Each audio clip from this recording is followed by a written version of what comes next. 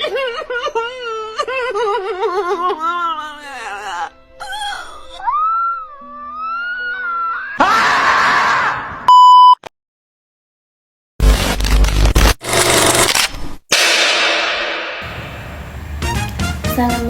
warahmatullahi wabarakatuh. Sebelumnya perkenalkan, nama saya Elin Puspitasari dengan NIM 2312646 dari kelas 5B PIAUD.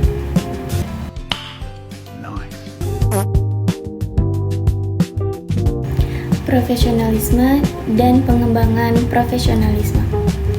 Profesionalisme adalah sikap dan perilaku yang menunjukkan kompetensi, tanggung jawab, dan komitmen seseorang dalam menjalankan tugas serta terus mengembangkan kemampuannya. Pengembangan profesionalisme adalah proses yang disengaja untuk meningkatkan kemampuan, pengetahuan, dan sikap profesional agar kinerja terus membaik dan sesuai dengan perkembangan ilmu pengetahuan dan teknologi. Pengembangan profesionalisme dapat dilakukan melalui berbagai aktivitas seperti studi lanjut, pelatihan, seminar, lokal karya, refleksi diri, penelitian, dan publikasi ilmiah. Materi selanjutnya yaitu profesionalisme dalam Islam. Profesionalisme dalam Islam adalah konsep bekerja dengan penuh tanggung jawab, keahlian, dan integritas yang disadari oleh iman, ilmu, dan amal. Islam memandang pekerjaan sebagai amanah dari Allah yang harus dikerjakan dengan ihsan atau kesungguhan dan itqon kesempurnaan. Seseorang profesional dalam Islam harus memiliki 3 indikator utama. Yang pertama, ada ahli atau kompeten dalam bidangnya atau kafah, memiliki etos kerja yang tinggi dan menganggap pekerjaan sebagai ibadah yang mendatangkan rahmat, serta bersikap amanah atau bertanggung jawab dalam setiap tugasnya. Profesionalisme juga berarti bekerja dengan niat ikhlas untuk mendapatkan keridhaan Allah, merasa selalu diawasi olehnya, sehingga menghasilkan kualitas kerja yang terbaik. Materi dari kelompok 1 yaitu dengan judul Tenaga Kependidikan dalam Perspektif Islam. Dalam Islam, pendidikan memiliki kedudukan yang sangat mulia. Sebagai pewaris, tugas para nabi untuk membimbing manusia menuju kebaikan dan ketakwaan. Pendidik tidak hanya berperan mengajar ilmu pengetahuan, tetapi juga menanamkan nilai-nilai moral, spiritual, dan akhlak mulia. Seseorang pendidik harus memiliki ilmu, adab, dan sifat-sifat terpuji seperti sabar, ikhlas, kasih sayang, dan lemah lembut agar dapat menjadi teladan bagi peserta didik.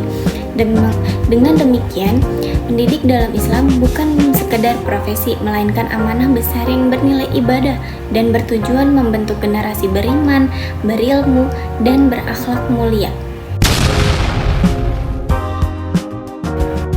Materi dari kelompok 2 dengan judul yaitu Pendidik dan Tenaga Kependidikan Profesional. Pendidik dan tenaga kependidikan memiliki peran penting dalam penyelenggaraan pendidikan. Pendidik adalah tenaga profesional seperti guru, dosen, atau tutor yang secara langsung melaksanakan proses pembelajaran, membimbing, menilai, serta mengembangkan potensi peserta didik. Sementara itu, tenaga kependidikan berperan dalam menunjang proses pendidikan melalui administrasi, manajemen, dan pelayanan teknis di lembaga pendidik. Keduanya harus memiliki kompetensi pedagogik, kepribadian, profesional, dan sosial agar dapat melaksanakan tugasnya dengan baik dalam mencapai tujuan pendidikan nasional. Materi yang ketiga yaitu Undang-Undang tentang Guru dan Dosen. Guru dan dosen adalah pendidik profesional yang berperan penting dalam mencerdaskan bangsa. Guru bertugas mengajar dan membimbing di jenjang dasar hingga menengah. Sedangkan dosen mengembangkan ilmu di perguruan tinggi melalui pendidikan, penelitian, dan pengabdian. Undang-Undang Guru dan Dosen 2025 menegaskan pentingnya profesionalisme, kompetensi, serta kesejahteraan pendidik. Selain itu, guru wajib mematuhi kode etik profesi agar dapat menjalankan tugasnya secara jujur, bertanggung jawab, dan berakhlak mulia demi tercapainya pendidikan yang bermutu. Materi yang keempat itu ada yaitu kode etik pendidik. Kode etik pendidik merupakan pedoman moral dan profesional yang mengatur sikap, perilaku, serta tanggung jawab guru dalam menjalankan tugasnya. Kode etik berfungsi menjaga martabat profesi, melindungi hak siswa, meningkatkan mutu pendidikan, dan memperkuat solidaritas antar pendidik. Dengan menaati kode etik, guru dapat bekerja secara profesional, berintegritas, dan menjadi teladan bagi peserta didik serta masyarakat, sehingga terciptanya pendidik yang bermutu dan beretika. Materi dari kelompok 5 yaitu kompetensi pendidik PAUD. Kompetensi pendidik di PAUD mencakup kemampuan pedagogik, profesional, kepribadian, dan sosial yang harus dimiliki guru untuk mendidik, membimbing, dan mengembangkan potensi anak secara optimal. Peningkatan kompetensi dapat dilakukan melalui pelatihan, pendidikan, dan berbagai program pengembangan profesional.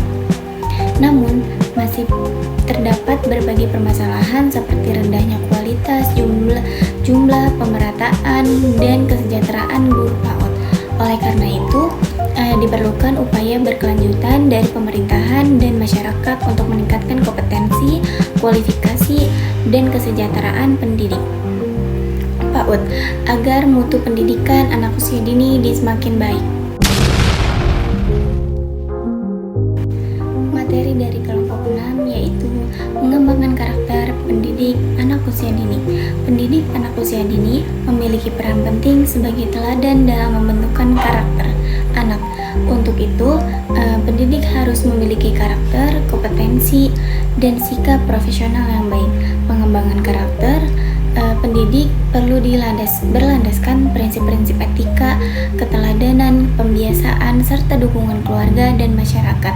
Dengan strategi yang tepat, pendidik tidak hanya mengajar, tetapi juga menjadi panutan yang menanamkan nilai-nilai moral dan kedisiplinan pada anak sejak dini. Materi yang ketujuh yaitu hak dan kewajiban pendidik dan tenaga pendidikan. Hak dan kewajiban pendidik serta tenaga kependidikan harus berjalan seimbang. Nah, untuk mewujudkan pendidikan yang bermutu, pemenuhan hak seperti kesejahteraan, perlindungan, dan pengembangan diri akan meningkatkan motivasi dan profesionalitas. Sedangkan pelaksanaan kewajiban dengan penuh tanggung jawab akan menciptakan suasana belajar yang kondusif.